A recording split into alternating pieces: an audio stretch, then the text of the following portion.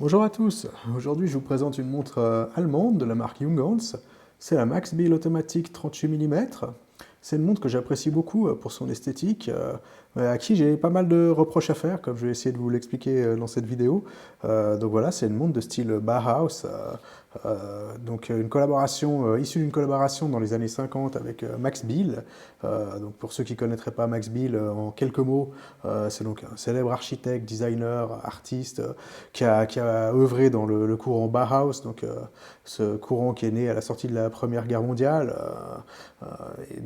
qui a touché beaucoup de domaines artistiques et architecturaux, et aussi le domaine du design. Et dans le domaine du design, il se définit principalement par une certaine efficacité, une certaine simplicité, et toutes ces caractéristiques sont toujours au service de la fonctionnalité. Euh, Junghans et Max Bill ont collaboré dans les années 50 pour faire une série de montres, dont cette montre est issue finalement, hein, parce que si on regarde les montres qui étaient produites dans les années 50 de cette ligne, elles sont très similaires, et on voit que c'est quand même un design assez indémodable et qui a très bien vieilli au cours des décennies. Donc ici on a un diamètre de 38 mm, une épaisseur de 10 mm et une longueur corne à corne très courte de 40 mm. Des cornes très courtes, comme vous pouvez souvent trouver sur les montres des années 50.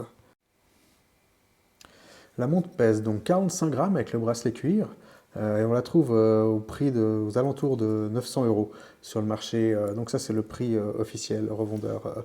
Donc qu'est-ce qu'on a pour 900 euros ici? On a une montre, un boîtier qui est entièrement en acier poli, en acier inox. Elle est équipée d'un verre en plexiglas, donc avec une protection anti-rayures assez efficace. Donc le choix du plexiglas peut paraître cheap par rapport à un saphir, mais c'est vrai que par rapport à l'époque que la montre représente, et par rapport à son design, un plexiglas correspond tout à fait, d'autant que cette protection anti-rayures est relativement efficace. L'ensemble est très esthétique, à mon avis, avec son profil de type soucoupe, son verre domé et sa quasi-absence de lunettes. Son diamètre de 38 mm est tout à fait adapté à un style élégant et sobre qu'une montre comme ça revendique. Et les cornes très courtes, permettront aussi à des gens qui ont des petits poignets de la porter sans souci. D'autant qu'il existe encore un modèle qui est plus petit que celle-ci, donc un modèle en 34 mm. Donc celle-ci est équipée d'un mouvement automatique, et on retrouve un modèle 34 mm avec un mouvement manuel. À l'arrière, on retrouve un fond de boîte plein poli avec la signature de Max Bill. Donc c'est un fond qui est entièrement poli et assez sensible aux rayures, mais il a une belle forme arrondie, assez douce, qui s'intègre bien au reste de la montre. Si on regarde ce dôme arrondi devant, ça reflète bien ce qu'on voit sur la face avant.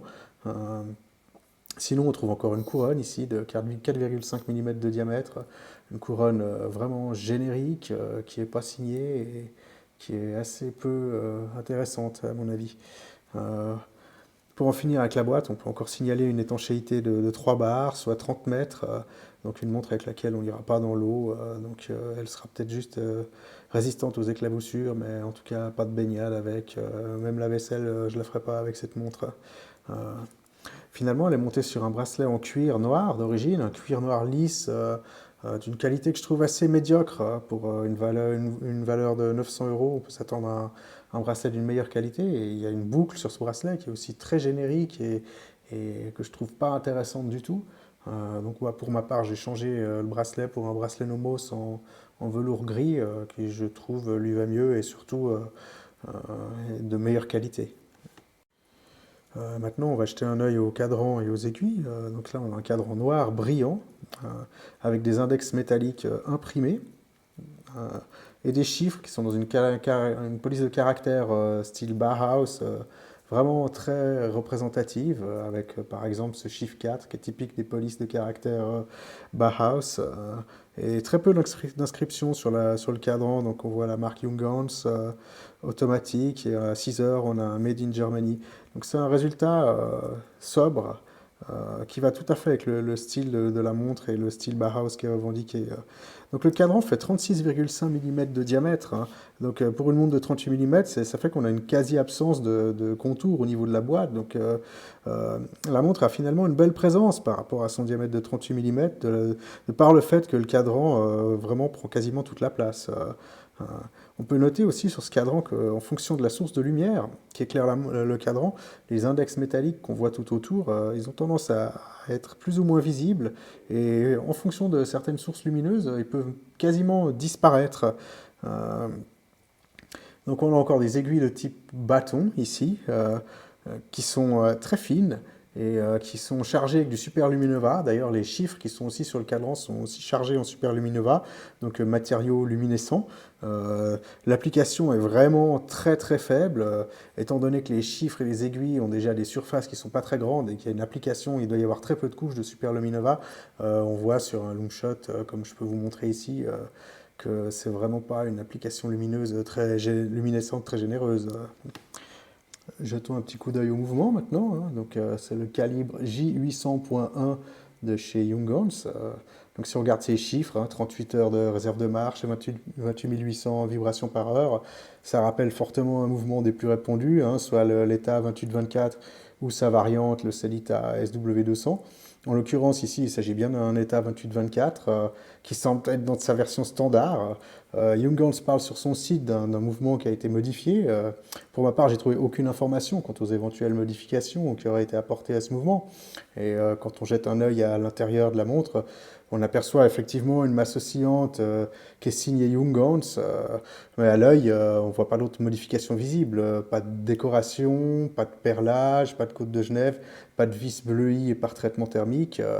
Donc, à mon sens, si on regarde aussi les spécifications du mouvement, tout ce qui est détaillé sur le site Young Guns, c'est des précisions techniques qu'on va retrouver sur les descriptions du mouvement ETA 28-24 en version standard. Donc voilà, si quelqu'un parmi nous connaît mieux les modifications éventuelles qui auraient été apportées à ce mouvement, je suis curieux de les connaître. Je vous remercie de me laisser un commentaire en dessous de la vidéo, ça permettra de me cultiver un peu. Un autre détail qui me dérange particulièrement sur cette montre, c'est sa date fantôme. C'est-à-dire que malgré que la montre pas de complication date, étant donné que le mouvement est un ETA 28-24 qui est équipé d'une date, on a tout le mécanisme de réglage de la date qui est encore présent sur le mouvement.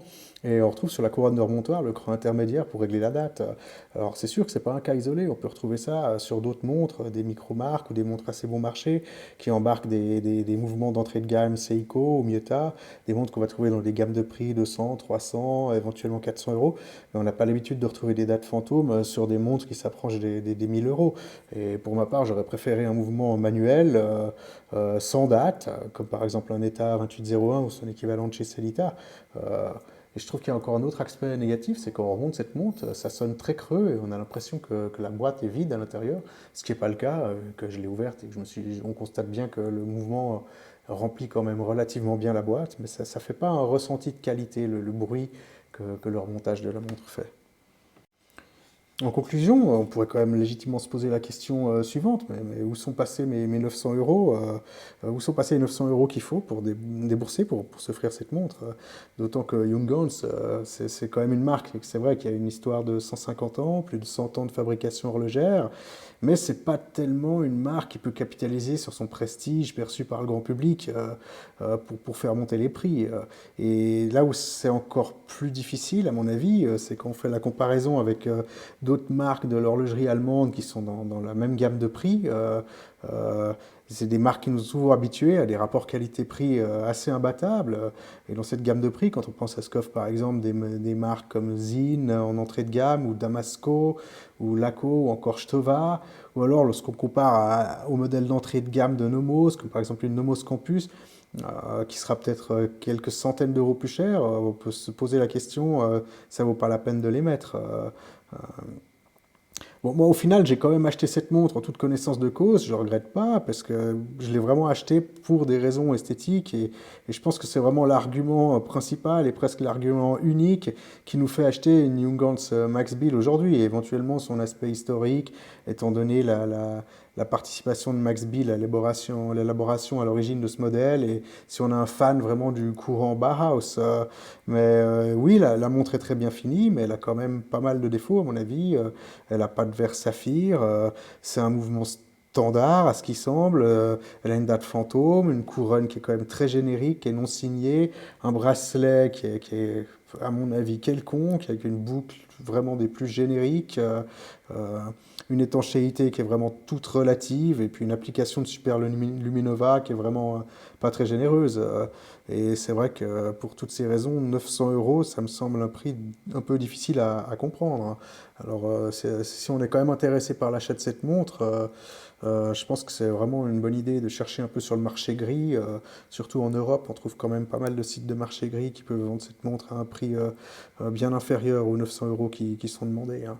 Donc voilà, si vous avez quelque chose à ajouter à ce que j'ai raconté, ou si vous avez des choses à me faire part, si par exemple vous n'êtes pas d'accord avec ce que j'ai dit, si vous trouvez que mon jugement est un peu dur vis-à-vis de cette montre, ben, je vous invite à laisser un commentaire sur la vidéo que je me ferai plaisir de lire et partager avec vous. Voilà, je vous remercie de m'avoir suivi.